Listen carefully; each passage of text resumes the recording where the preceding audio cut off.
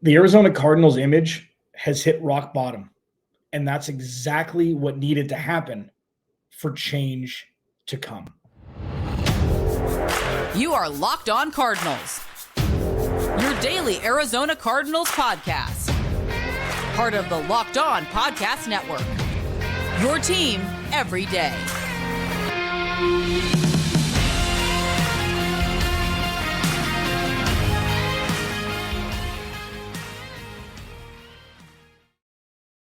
Welcome in, Locked On Cardinals. Alex Clancy here. Follow me on Twitter, Clancy's Corner. Follow the podcast at Locked On AC Cards. Please go to YouTube, search Locked On Cardinals. Subscribe. Turn the notifications on. Leave a comment, leave a like on the video. I want to get to 3,000 followers, subscribers by the start of the 2023 NFL season, the beginning of the Arizona Cardinals 2.0, the beginning of the new trajectory of this organization. And there's a lot that's going to need to be overcome. Yesterday was a reminder of that. And I'll talk about why hitting rock bottom is exactly what needed to happen for change to come. Also, edge rusher Tyree Wilson, Texas Tech, why he's starting to become the apple of my eye.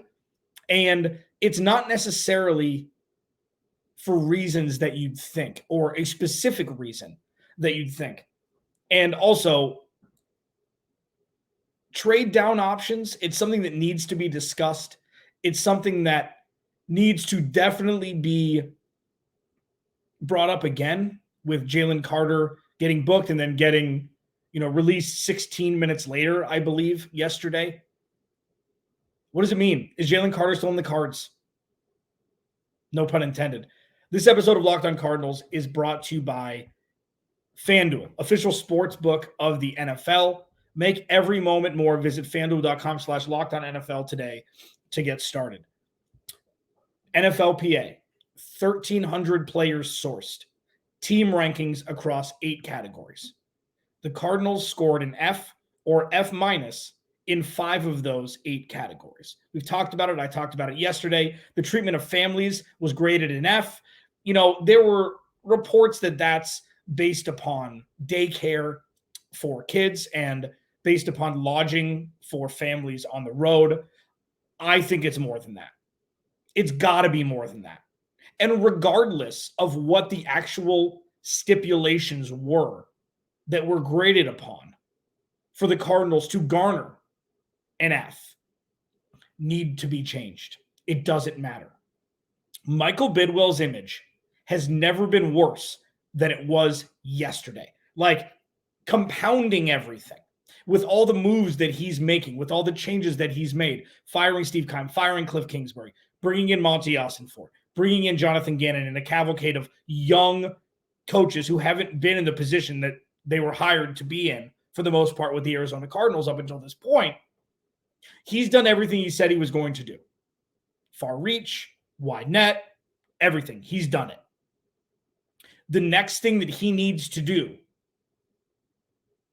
is completely fix the image of this organization. Not for clout, not for his bruised ego, because maybe he doesn't care about any of this. I'm assuming he does, but for the image that is the Arizona Cardinals. Free agents. Sponsors, I would assume. Like, I've said multiple times to you over the last, 6 seasons that I've been doing this podcast for, that the Arizona Cardinals ecosystem is very fragile. They're an elephant on a sheet of ice, and we never know how thick or thin that sheet of ice is. It could be a 10-2 to start 2021, thick sheet of ice, or it could be a razor paper thin sheet of ice like we saw last year, even before injuries happened. That needs to be stabilized. And now he has personally a roadmap, a treasure chest, an answer key for how to pass his next test, which is not only treating the families of employees better, regardless of what the parameters were that garnered the F score. It's not like they had tougher parameters than the other teams who graded higher.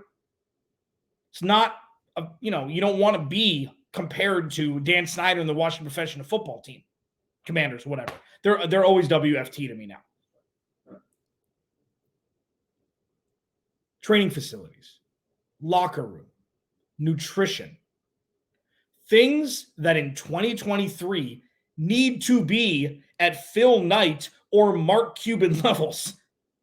I know Phil Knight was the CEO of Nike, so it made it easier for Oregon. I know that. But what Michael Bidwill has done up until this point has now been exposed. He is no longer getting away with it. So if you want to build a new organization, if you want to really rectify all of the transgressions in the past, you did what you're supposed to do with the football team itself. Now, build around that football team something that hasn't been updated, that's been updated maybe within the last 8 years. Because I think that the training facility was up in the locker room was updated in 2015. It's time. You have to spend money to make money, Michael Bidwill. And I know that he doesn't he's not as wealthy as the majority of other, teams owners in the NFL. But he's touted sellouts ever since moving to State Farm Stadium. Sometimes you need to put your own feet to the fire and say, you know what? I'm going to pay a little extra. I'm going to pay it forward here. Make my employees happy. The ones who actually put the asses in the seats. And you know what that'll do? That'll start the snowball effect of, the Arizona Cardinals are changing. Oh, look at that. Really smart draft. Really got some value in the later rounds. Oh, Kyler Murray's coming back. Look at this offensive line. It's healthier. It's protecting him. Oh, look at these young players on defense really coming into their own. Man, what do the Cardinals even need in the draft? Because they're starting to really build out an average, a stable and deep roster. Look at that. A top free agent wide receiver wants to go play for them. Oh, man, he may even take a little bit less money. Like, this isn't an original story. Players want to go where they're treated well, where they make good money, facilities are good, and they're in a winning organization. And what Michael Bidwill has the opportunity to do now is truly change everything that's happened up until this point, starting with his family members, his dad, he has the opportunity, Michael Bidwill does, to change the trajectory of the future of the organization in which he owns forever. And that doesn't mean they're going to win 13 games every year for the next 50 years. That's not what changing the trajectory is.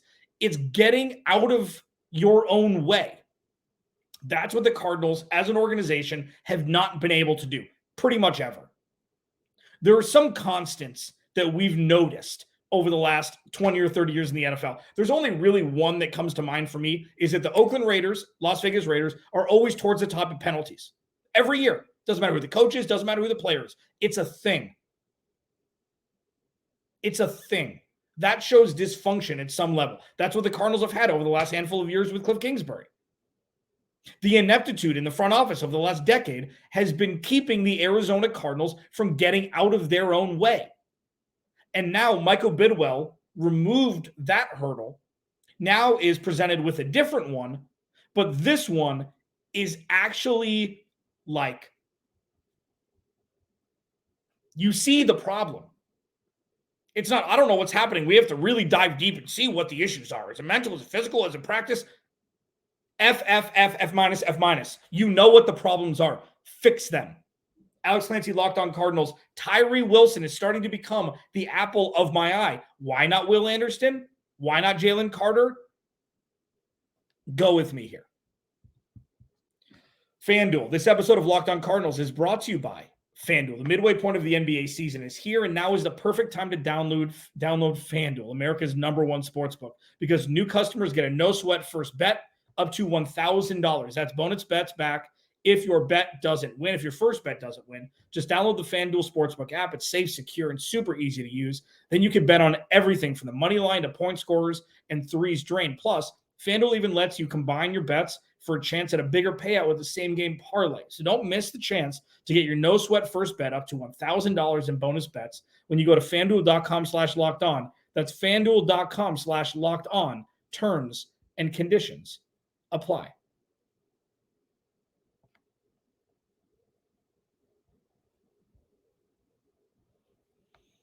The Arizona Cardinals have hit rock bottom image-wise, and that's okay. It's not a backhanded compliment. It's not supposed to make people warm and fuzzy, but what rock bottom is the inability to backtrack even further.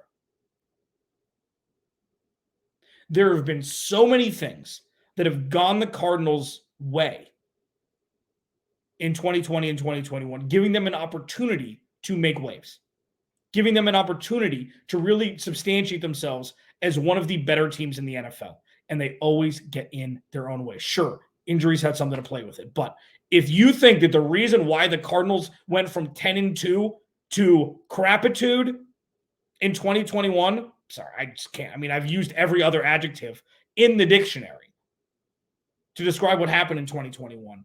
If it's just injuries, stop.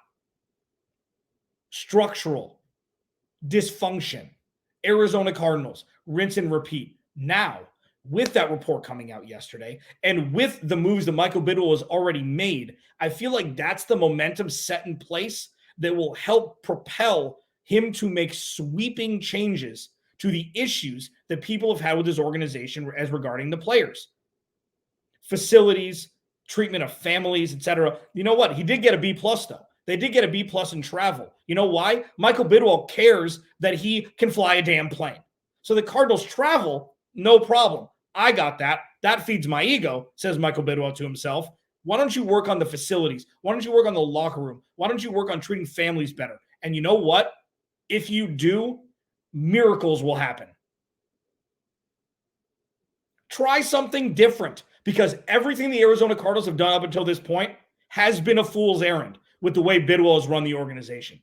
Now, at the end of 2022, things are changing. This is the best time for this report to come out because Michael Bidwill is already making changes. And once you start, it's going to feel good for him.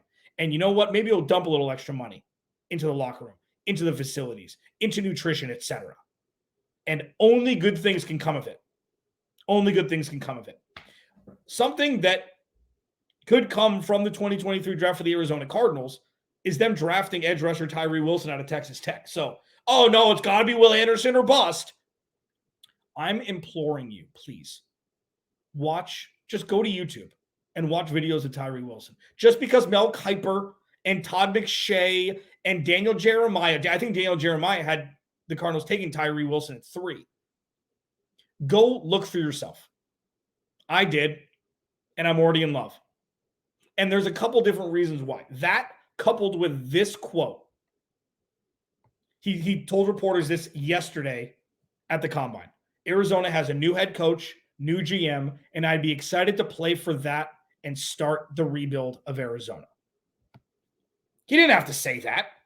There are teams at 5, 6, 7, 8 that may be in better positions because their quarterbacks are healthy to start 2023. But he went out of his way and said something like this. And you know what the Cardinals need? Guys like that. You know what the Cardinals need? Young, extremely talented, extremely gifted, smart, has all the measurables. He's got an incredible wingspan. Like, it could be a lot worse than Tyree Wilson. And there are pundits out there that are already saying that Tyree Wilson may be a better option than Will Anderson. How funny would it be? You remove the former Texas Tech head coach, you replace him with a Texas Tech star product over an Alabama product. Now, this is situational, though. If Will Anderson's there at 3 and so is Tyree Wilson, which he's going to be, I mean, I find it hard to believe that the Cardinals will pass up on Will Anderson.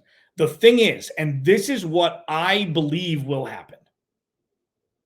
This is what I believe will happen because Chicago has a defensive-minded head coach in Matt Eberflus. They always, they're so terrible at drafting offensive players that if you can draft Will Anderson, they just do it. They just do it. So say they draft Will Anderson at 1. That leaves the 3 quarterbacks and then Anthony Richardson on the outside looking in, depending on what his measurables are. He may skyrocket. We have no idea. There's going to be a pro day. So many things happen between now and the middle of April. But if the Cardinals are sitting at 3 and there are teams that are looking to trade up, they can move back to 5, get a future first, and draft Tyree Wilson, an edge rusher with extreme talent laterally, wingspan, a great second-level run block, a stopper. It fills a need. He's extremely talented, and it could end up being the steal of the draft. So I know that Will Anderson is the Will Anderson or bust. I saw it in the comments after I did that video. This is the time to not be, it's this is it. This is the time to have different options, have your favorites, but look with a completely open mind at what possibilities the Cardinals have at 3, because you hope that they're not going to have this position under their belt after this season. This is a very rare time that a team that went 11-6, I know it was a tough ending to 2021, end up having the 3rd overall pick 2 drafts after. It was a comedy of errors and injuries in 2022 for the Cardinals. So you hope that the Cardinals can maximize this pick in an effort to not have to be in this position again. So Tyree Wilson being a guy who's looked at as that second-tier guy with Christian Gonzalez and Devin Witherspoon, the 2 corners from Oregon and Illinois, respectively. There's gold there if the Cardinals trade back. I'm sure Jalen Carter will be there too. If Will Anderson goes 1, everything changes. That makes the Cardinals look like having the 2nd overall pick and not the 3rd. What are the options for the Cardinals? What are the things that could happen if Will Anderson does go number 1, besides them just trading back to 5? Does that open up the floodgates? Does that make it even more imperative for them just to stick and pick at 3 with somebody that they have on their draft board? That's next.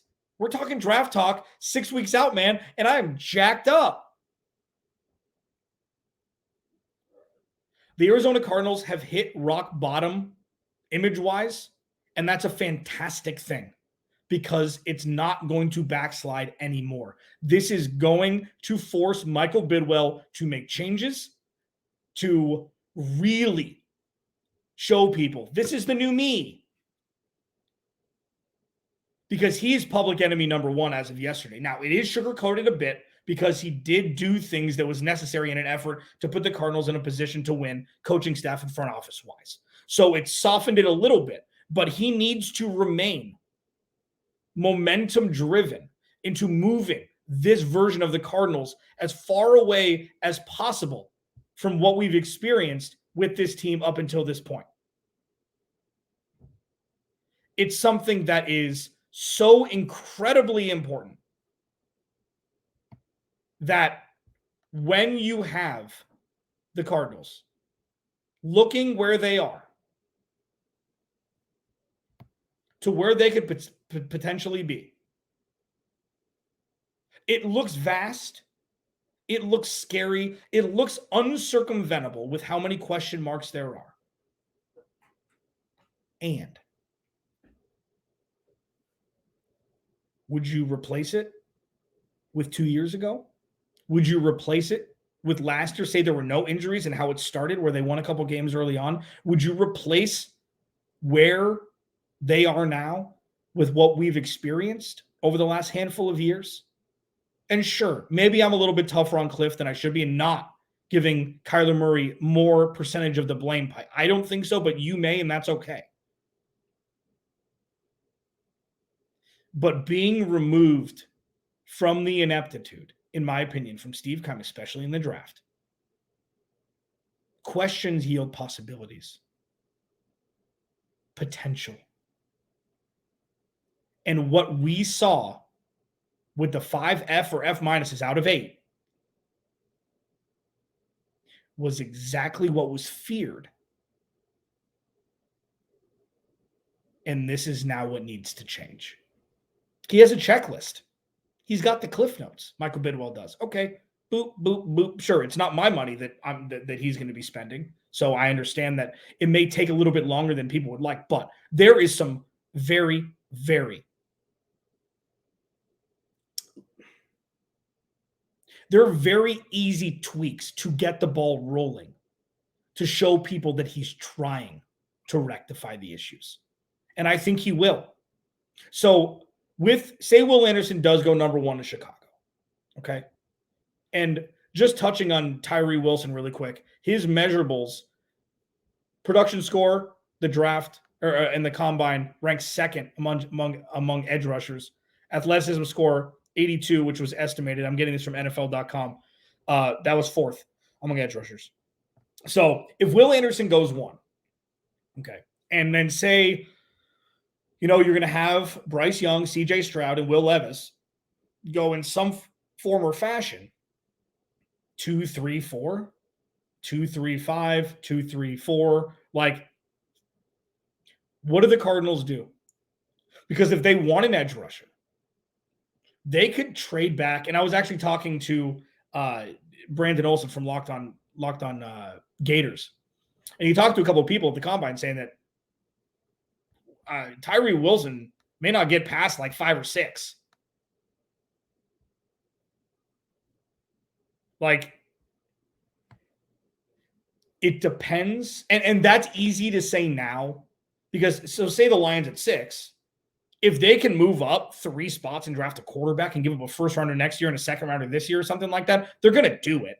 Like, I don't think if CJ Stroud's there for the taking, I'm not saying he will be, but again, if Will Anderson goes number 1 overall, everything changes. The Cardinals move up a rung. They move up to number 2 overall. So if they can trade back, get a first for next year and draft Tyree Wilson at 5 or 6, sign me up. Feels a need, future draft capital. Watch, just go YouTube Tyree Wilson and just watch. And then I will leave you with this, because this is something that the Arizona Cardinals need desperately from younger generations, from younger players that want to play, that would love to play and be a part of the rebuild of the Arizona Cardinals. He said to reporters during the combine, yesterday, quote, Arizona has a new head coach, new GM, and I'd be excited to play for that and start the rebuild of Arizona. What more do you want? What more do you want from a talented young man who's about to embark on his NFL journey? Alex Nancy, Locked On Cardinals. I'll talk to you tomorrow.